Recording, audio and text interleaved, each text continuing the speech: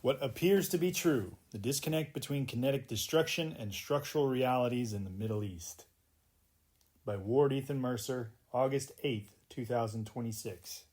The primary illusion of modern statecraft is the belief that destroying a nation's military hardware solves the political problem that generated the conflict. In the wake of heavy kinetic bombardment, official briefings from Washington present a simple calculus.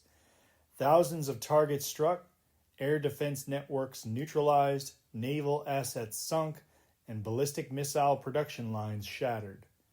Under standard military accounting, a power that loses 80% of its physical defense apparatus has been defeated. The theater is framed as settled, the adversary is neutralized, and the path forward is a matter of simple diplomatic enforcement. That is what appears to be true. The physical reality on the ground paints an entirely different picture. While industrial facilities burn and launch pads crumble, the structural driver of regional instability, the command and control apparatus of the Islamic Revolutionary Guard Corps, remains fundamentally intact and operational. The Washington narrative, problem solved by precision air power. From the perspective of Western defense planners, precision strikes offer a clean, quantifiable metric of success. You measure damage in burned metal, collapsed concrete, and silenced radar emissions. When a campaign successfully systematically degrades an adversary's conventional army, defense analysts declare strategic victory.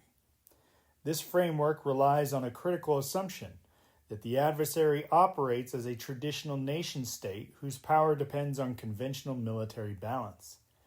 If an army cannot defend its airspace or launch a coordinated fleet action, it is assumed to have lost its capacity to project force. However, applying conventional metrics to a revolutionary regime misreads how that regime projects power. The Iranian security apparatus was never designed to win a symmetric dogfight against a Western superpower. It was engineered from its inception to absorb conventional punishment while projecting asymmetric friction across non-traditional vectors. By treating hardware destruction as structural decapitation, Western planners mistake a temporary operational pause for permanent strategic control. The Tehran narrative, unbroken resistance and sovereign survival. Simultaneously, the regime in Tehran manufactures its own parallel reality. Through state media and regional proxies, the narrative is one of unyielding defiance. A revolutionary state stood alone against the full weight of the American-led coalition, preserved its central leadership, and forced a diplomatic pause without surrendering its sovereign authority. In this framing, survival itself is declared a monumental victory. Yet this public defiance hides severe internal fragility. On the ground, the regime governs a deeply alienated population.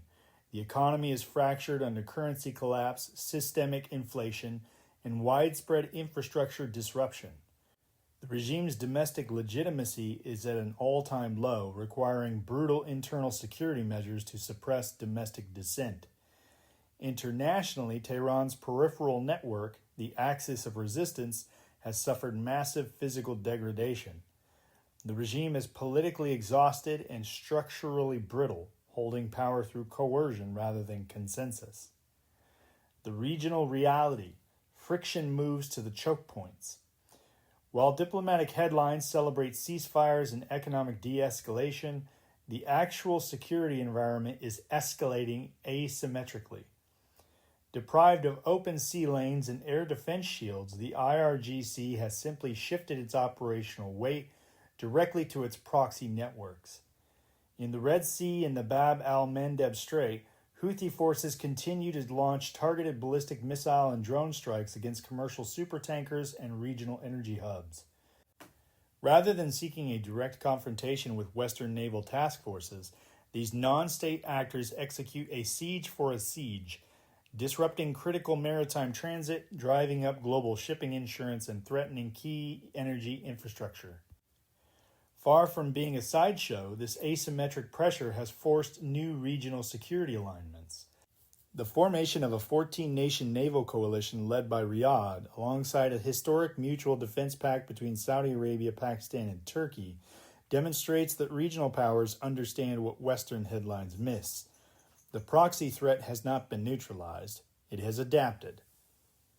The fundamental gap. What appears to be true is a world where air power has broken the adversary and opened the door to regional normalization. What is actually true is a theater in transition. A severely degraded regime in Tehran retains just enough asymmetric authority to ensure that no stable regional framework can consolidate without addressing its core command infrastructure. As long as policymakers measure victory by the destruction of physical hardware rather than the neutralization of the structural apparatus driving the conflict, they will continue to confuse tactical dominance with strategic resolution. Eyes open.